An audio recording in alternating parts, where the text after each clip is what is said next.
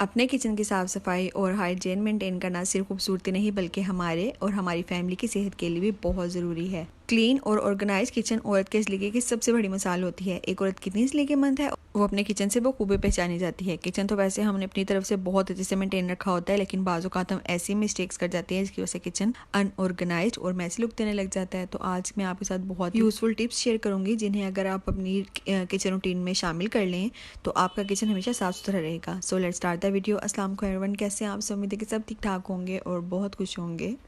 Tip number 1, kitchen में हम रोज़ाना किचन क्लॉथ्स और किचन टॉवल्स का इस्तेमाल करते हैं ना, तो इसमें मसाले के दाग और तेल की चिपचिपाहट और पता नहीं क्या क्या लगा होता है, और अगर हम ठीक से साफ़ ना करें तो इनमें बैक्टीरिया पैदा हो जाते हैं और एक अजीब सी गंदी स्मेल आने लग जाती है। तो वीक में एक दिन लाजमी रखें जब आपने इनकी सफाई करनी है, क्योंकि जब ये पड़े रह जाते हैं ना तो इसमें एक अजीब सी स्मेल पैदा हो जाती है जो कि आप जितनी मर्जी बार धो लें वो कभी भी नहीं जाएगी, आपको आखिरकार फेंकने ही पड़ेंगे। तो उससे अच्छा है कि आप इसको ज़ाया करें। तो हम इसकी सफाई मेंटेन रखेंगे तो कभी भी ये ख़राब नहीं होंगे। अब इनकी सफाई कर लेते हैं। तो सबसे पहले आपने पानी में डिटर्जेंट डालना है कोई भी, और साथ में डालें थोड़ा सा फैब्रिक सॉफ्टनर। अब इसमें पहले मैं वाइट वाले क्लॉथ्स डालूंगी और उसके थोड़ी देर बाद जब वाइट साफ हो जाएंगे तो फिर उसमें कलरफुल डालूंगी।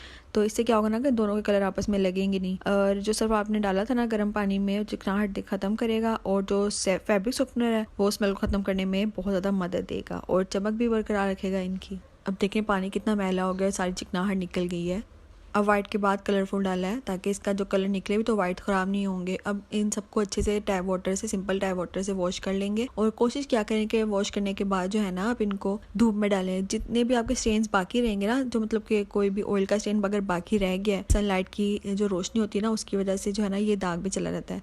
आजमा के देखिएगा, ये बहुत ही यूज़फुल टिप है। और जिनके घर मेरी तरह बंद है वो कोशिश करें कि कम से कम हवा में डाल दें।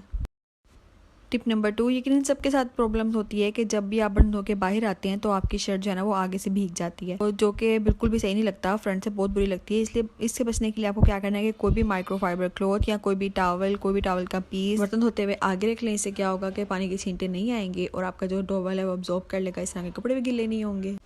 अच्छा, कई बार ऐसा होता है ना कि हमें किचन देखने में तो साफ सुथरा लग रहा होता है, लेकिन अगर हम इसकी बारीकियों में जाए ना तो हम सेटिस्फाई खुद भी नहीं होते हैं। टिप नंबर 3, ऑयल की बोतल के नीचे ना कोई भी कार्डबोर्ड का पीस, कोई भी पेपर, कोई भी टिश्यू पेपर, कुछ भी होना वो लाजमी रखा करें, ताकि ऑयल जितना भी आपका लीक होता है ना वो टिश्यू पेपर या कोई भी चीज़ एब्जॉर्ब कर लेती है, तो आपकी डिश इतनी गंदी नहीं होती। मैंने अभी ये ट्रे इसलिए रखी हुई है ताकि मैं इसके अंदर अपनी ज़रूरत की चीज़ें रखूँ, ऑर्गेनाइज होकर पड़ी होंगी, सिमट के पड़ी होंगी, आपकी स्लैब जो है वो साफ़ रहेगी और आपको बार बार साफ़ करनी नहीं पड़ेगी। अब मैंने ट्रे निकाली और सिंपल वॉश करने के लिए सिंक में रख दी, और जब ये वॉश करने के बाद इसी ड्राई हो जाएगी तो फिर अपनी जगह वापस रख दूँगी। इसी तरह जो स्टैंड पड़ा हुआ है कॉर्नर पे, ये भी बहुत यूज़फुल है।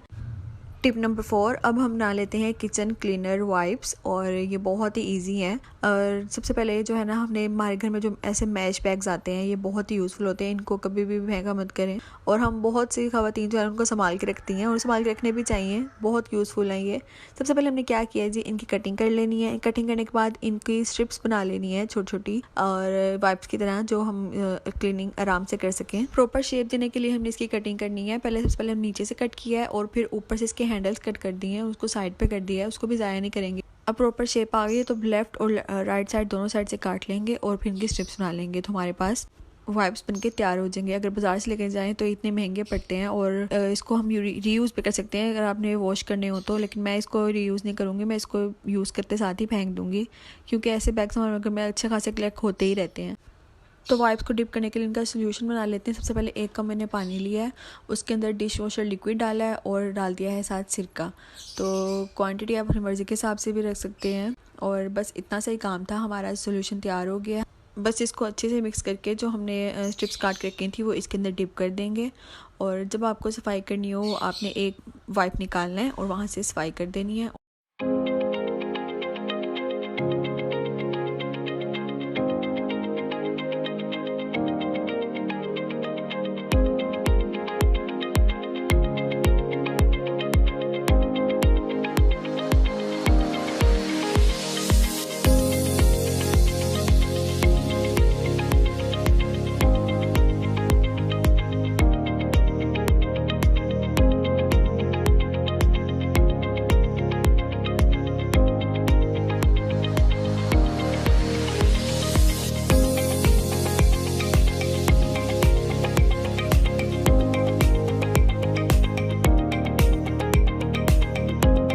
टिप नंबर 5, हमेशा कोशिश करें कि अपना किचन काउंटर टॉप जो है वो खाली रखें। जितना आपकी कम चीज़ें पड़ी होंगी काउंटर टॉप पे, उतनी आपकी कम सफाई करनी पड़ेगी, उतना आपको काम करने का ज़्यादा मज़ा आएगा। क्योंकि आपको जितनी ज़्यादा जगह मिलती है ना, उतना आपको काम करने का मज़ा आता है। मतलब कि कोई भी रेसिपी ट्राई करनी है तो आपको ज़्यादा बर्तन जब ज़रूरत पड़ रही होती है, तो जगह ना हो तो बहुत एकदम से ना गुस्सा आने लगता है, स्ट्रेस होने लगता है।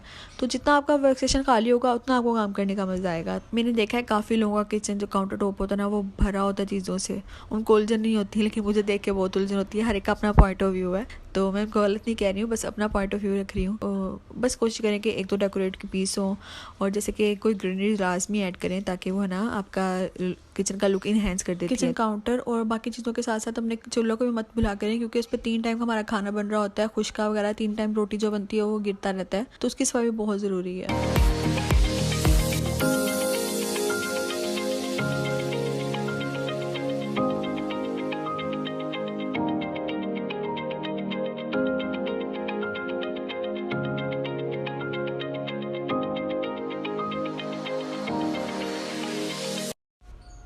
टिप नंबर 6, बर्तन धोने के बाद सिंक अच्छे से साफ़ करना बहुत ज़रूरी है। अगर इसमें बचा हुआ खाना चिपका रह जाए तो वो आहिस्ता आहिस्ता सड़ने लगता है, जो कि बदबू का सबब बनता है, और दूसरा ये कि खाना कीड़े मकोड़े को अट्रैक्ट करता है। तो हफ्ते में एक बार जो है ना, वो ऐसा किया करें कि बेकिंग सोडा ज़रूर छिड़का करें और थोड़ा सा सिरका डाल दिया करें, और कम से कम 15 मिनट के लिए छोड़ा करें। और जब कभी आप दिन में लेमन यूज़ किया करें, उसको स्क्वीज़ करने के बाद फेंका ना करें, बल्कि इसका जो पील है आप इसको रख दिया करें सिंक के अंदर, और इसके ऊपर बेकिंग सोडा और जब विनीगर डालेंगे तो जो रिएक्शन होगा, उससे जो खुशबू आएगी बहुत ही अच्छी लगती है। और इसका फ़ायदा ये होगा, एक तो सिंक क्लीनिंग हो जाएगी, और दूसरा इससे आने वाली जो स्मेल है वो ख़त्म हो जाएगी, मक्खी मच्छर और सब दूर रहेंगे, और जो ड्रेनेज पाइप है उसकी भी क्लीनिंग हो जाएगी। बस कोशिश ये करें कि रात को सोने से पहले ये वाला काम लाजमी करके सोएं।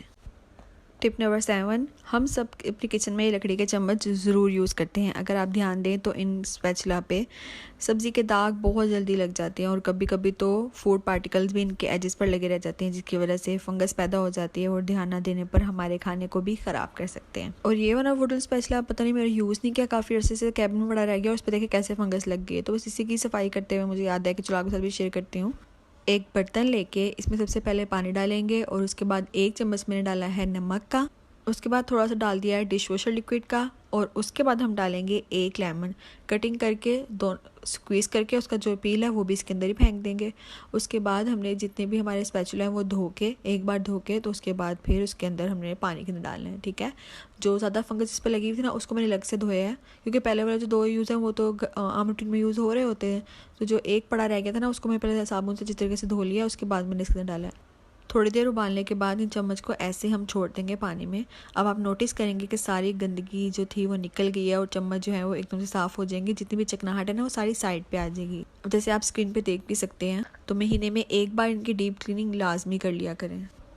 अब ये चम्मच मैंने पानी से निकाल के सिंक में रख दी है, और इसका पानी जो फेंकने लगी थी मैंने कहा पहले मैं आपको दिखाऊँ कितनी ज़्यादा गंदगी निकली है। बस अब इनको मैं डिश वॉशर लिक्विड से एक बार साबुन से धो लूँगी अच्छी तरीके से। उसके बाद मैं इसके ऊपर इसको खुश्क होने के लिए रख दूँगी। जब जैसे ये ड्राई हो जाएगा तो मैं एक के ऊपर जो है ना वो ऑयल लगा दूँगी, क्योंकि बाकी जो है वो 2 यूज़ होते हैं वो ऑयली ही हैं, लेकिन जो एक स्पैचुला है ना चम्मच वाला वो थोड़ा सा खुश्क हो गया था, तो मैंने इसके ऊपर ऑयल लगा दिया, कोई सा भी कुकिंग ऑयल लगा दिया, ताकि इसकी रफनेस जो है वो दूर हो जाए।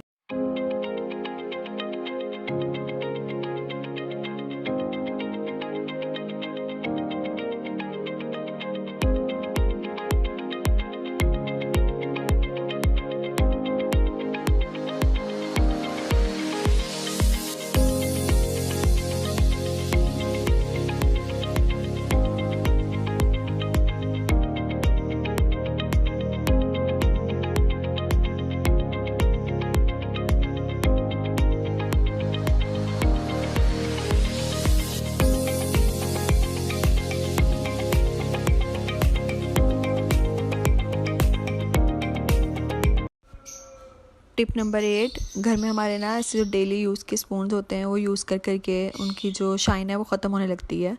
तो एक बहुत ही यूज़फुल सा टिप आपके साथ शेयर करूँगी। मैंने ये इंस्टा पे देखा था, एल्यूमिनियम फॉइल्स होते हैं ना, इनको आपने पहले ऐसे छोटे छोटे गोल्स बना लेने हैं इनके, और फिर आपने इसको उबलते हुए पानी में डाल देना, साथ ही आपने ये स्पून्स पे डाल देने हैं। सच में इतना यूज़फुल है कि ना आप ट्राई करेंगे तो आप खुद हैरान हो जाएंगे। मैं भी हो गई थी इसी तरह। पानी में आप उबलते हुए देख ही रहे हैं, ये फॉइल पेपर भी और साथ जो है वो चम्मच भी इतनी ज़्यादा शाइन आ गई है इनमें, एकदम से ऐसे लग रहा है जैसे कि बिल्कुल न्यू हो गए हैं। तो बस इसको टैप वाटर से क्लीन कर लेंगे। वॉश करने के बाद इनको ड्राई करेंगे और फिर आप इसकी शाइन खुद देखें।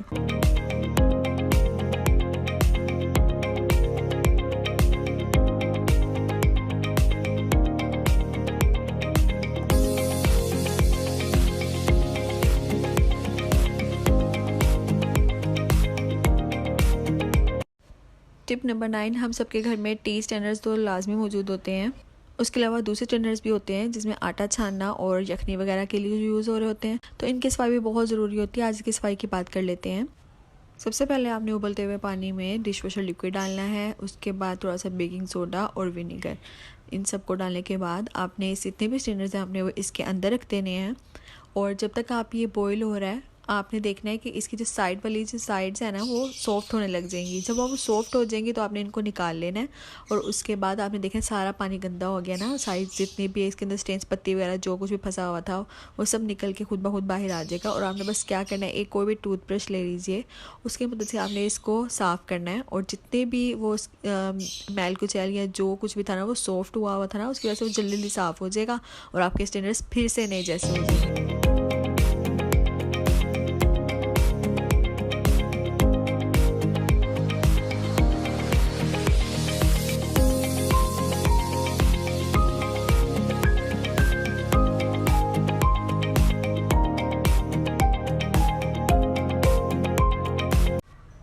तो आज के लिए बस इतना ही। उम्मीद है कि आपको आज का व्लॉग पसंद आया होगा। मेरे कोई ना कोई पॉइंट आपको लास्ट में पसंद आया होगा। और अगर आपको मेरी वीडियो पसंद आई है तो लाइक शेयर कमेंट करना ना भूलें। और जो लोग मेरे चैनल पे पहली बार आए हैं वो चैनल को सब्सक्राइब भी कर दिया करें। Thank you ji. Stay safe. Allah हाफिज़।